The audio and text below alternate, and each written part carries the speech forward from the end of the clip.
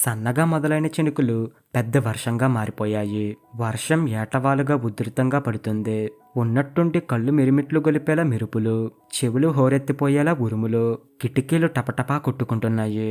రమ్య ఆతృతగా వీధి వైపు మాటిమాటికి చూస్తుంది. అర్ధరాత్రి వీధిలో ఆటో ఆగిన చప్పుడికి తల్లి కూతుర్లిద్దరూ ఆతృతగా కిటికీలోంచి చూశారు. ఆటో దిగి అంత వర్షంలోనూ తూలుతూ నడిచి వస్తున్న వ్యక్తిని పోల్చి గబగబా వీధి తలుపు తీసి మెట్లు దిగి ఇద్దరు చిలక వైపు సాయం పట్టి అతన్ని లోపలికి తీసుకొచ్చారు. రమ్యకి లోపల భయంగా ఉంది. ఇరుగు పొరుగు ఎవరైనా చూస్తారేమోనని. అంతటా నిశ్శబ్దంగా ఉంది. వాన శబ్దం తప్ప మరే శబ్దమూ లేదు. అందరిళ్లల్లో అప్పటికి లైట్లు ఆర్పేసి ఉన్నాయి. తమని ఎవరూ చూడ్డం లేదని గమనించి తేలిగ్గా ఊపిరి పీల్చుకుంది రమ్య. మంగకి దుఃఖం ముంచుకొస్తుంది. ఏంటండి ఇది అందామె ఏడుపు గొంతుతో. ఎప్పుడూ ఉన్నదే కదమ్మా అంది రమ్య నిర్లప్తంగా. మంచం మీద అస్తవ్యస్తంగా పడుకున్న రఘునాథంని ఎవండి భోంచేస్తారా అని ఆవిడ అడగలేదు. నాన్న భోంచేయండి అని రమ్య కూడా అనలేదు. ఇద్దరికీ తెలుసు అతను అలా తాగొచ్చాక భోజనం చేయడని. లోపల దుఃఖిస్తున్న తల్లిని ఎలా ఓదార్చాలో తెలియక ఒకసారి ఆమె వైపు జాలిగా చూసి తర్వాత తన రూంలోకి వచ్చి పడుకుందన్న మాటే కాని నిద్ర రాక ఆమె కళ్ళు మంట పెడుతున్నాయి. ఆలోచనలు కొమ్మరి పురుగుల్లా ఆమె మనసుని తొలిచేస్తున్నాయి. నాన్న ఎందుకిలా తయారయ్యాడు? అమ్మ నిజంగా చాలా మంచిది. ఎప్పుడు ఎదురు సమాధానం చెప్పదు. ఇది లేదు అది లేదు అని సతాయించదు. ఉన్న దాంట్లోనే క్లుప్తంగా గడుపుకొస్తుంది. అయినా ఇలాంటి పాడు వ్యసనంతో నాన్నకి ఉన్న ఉద్యోగం కూడా ఊడింది. ఊరి నిండా అప్పులు.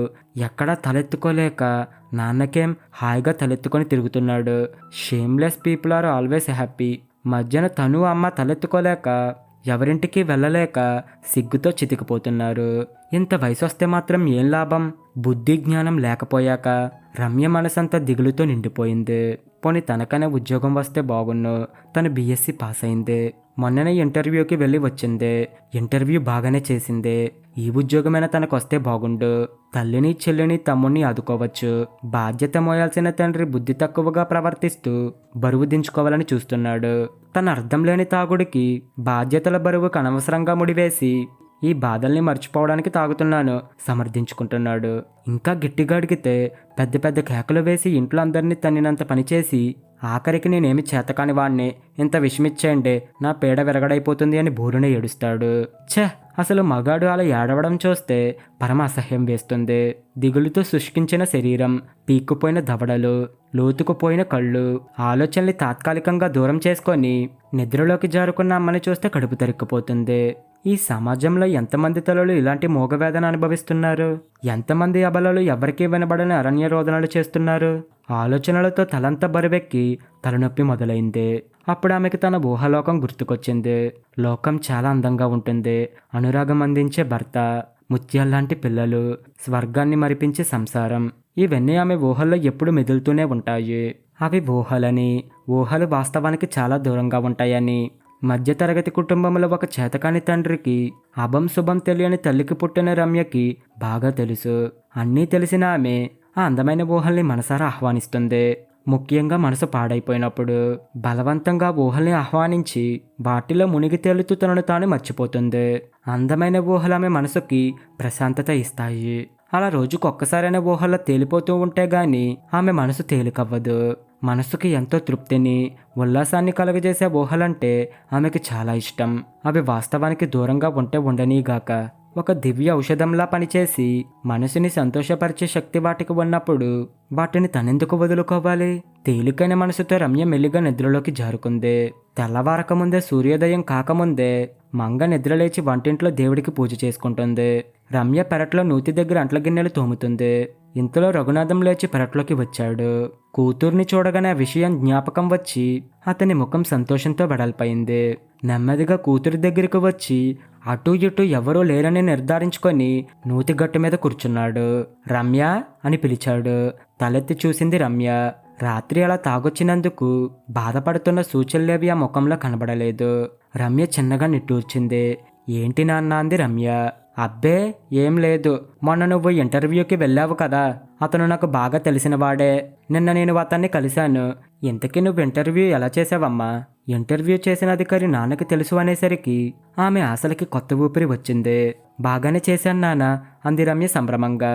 ఏం లేదు, నేను వెళ్ళి నీ సంగతి చెప్పాననుకో, అతను నిన్నొకసారి రమ్మన్నాడు. నువ్వు కూడా అతన్ని కలుసుకో, ఎందుకైనా మంచిది అన్నాడు రఘు. అతని మాటల్లో గూఢార్థం ఏదో గోచరించి గతుక్కుమంది రమ్య. నిన్నొక్కదాన్ని ఎలా వెళ్ళన్నా అన్న, మీరు రండి నాతో. అబ్బే, ఈ రోజుల్లో ఆడపిల్లలు ఒక్కలు వెళ్ళి అడిగితేనే సులభంగా ఉద్యోగాలు దొరుకుతాయి.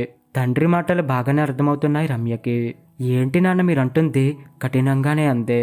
అవునమ్మా, ఎలాంటి ఎరువులు వేశారన్నది ఎవరికి అక్కర్లేదు. పూచే పువ్వు అందంగా ఉంటే చాలు. ఉద్యోగం రావాలంటే వాళ్ళకి కావాల్సింది మనం ఇచ్చుకోవాలి. నిర్లక్ష్యంగానేసి వెళ్ళిపోయాడు. ఏంటిది, కన్న కూతురుతో మాట్లాడాల్సిన మాటలేనా ఇవి? తండ్రి వైపు అసహ్యంగా చూసింది. అసలు ఆఫీసర్ ఏమనుకుంటున్నాడు తన గురించి? తనకి ఉద్యోగం వచ్చినా రాకపోయినా పర్వాలేదు, ఉద్యోగాల్ని ఎరచూపించి అమ్మాయిల జీవితంతో ఆడుకునే ఇలాంటి కీచుకులకి తగిన గుణపాఠం చెప్పాలి. ఆడది అబల కాదు అని నిరూపించాలి. ప్రతి ఆడపిల్ల బయటకు వెళ్ళేటప్పుడు బ్లేడు, కారపొడి, సూదులు లాంటి రక్షణ ఆయుధాలని హ్యాండ్ బ్యాగ్లో పెట్టుకుని వెళ్ళాలి. ఏ మగాడైనా ఆమె జోలికి వస్తే అవన్నీ ఉపయోగించి తనను తాను రక్షించుకోవాలి. తను వెళ్తుంది, అతనేదో అంటాడు, తనేదో అంటుంది. అతనికి కోపం వస్తుంది, అయినా తను భయపడదు.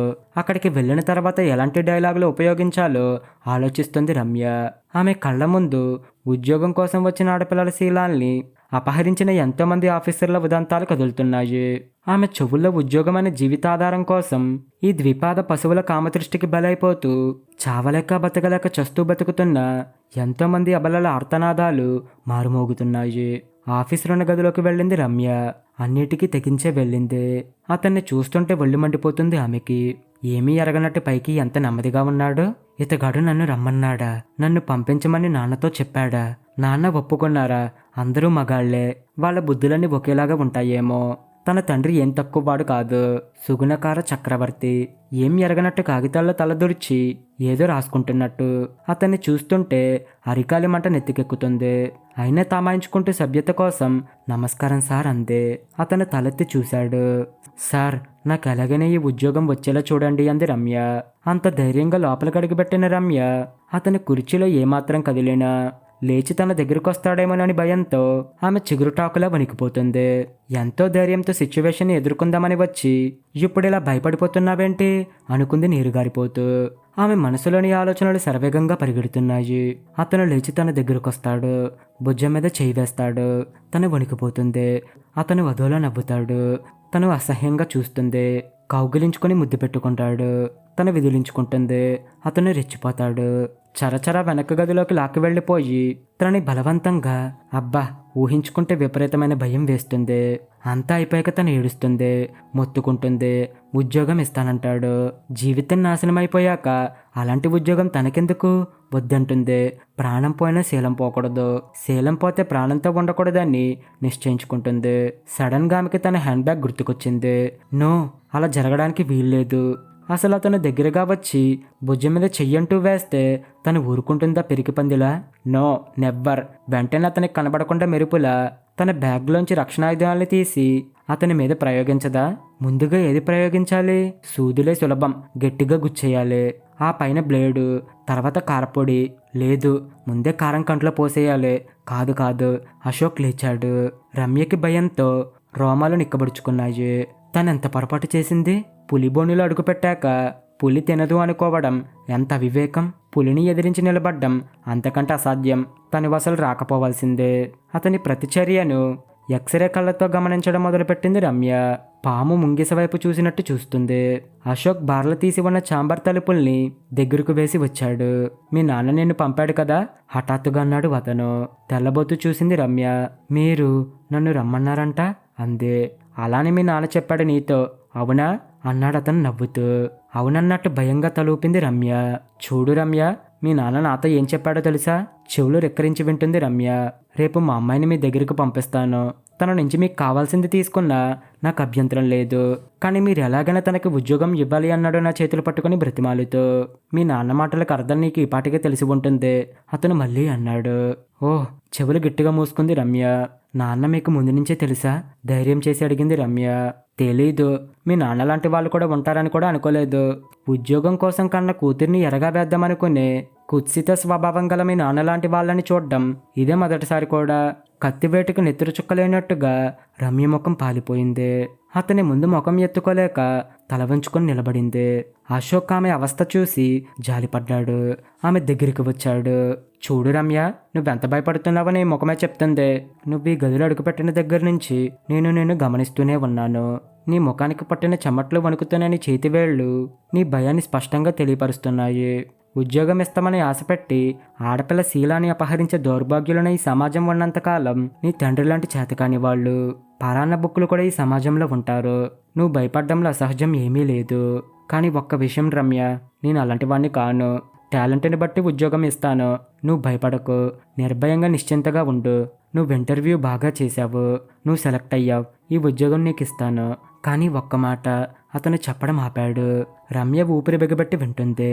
మానసిక విలువల్ని పెంపొందించుకొని మనిషిగా బ్రతకమని, కుత్సింతగా ఆలోచించవద్దని, బాధ్యత తెలుసుకొని బ్రతకమని మీ నాన్నతో నేను చెప్పానని చెప్పు, గంభీరంగా అన్నాడు అశోక్. రమ్య కళ్ళంట నీళ్లు రాలాయి. ఏడుపుని ఆపుకోలేకపోయింది. అది ఆనందమో విషాదమో తెలియని పరిస్థితి. అప్రయత్నంగా 2 చేతులు జోడించి నమస్కరిస్తూ అంది.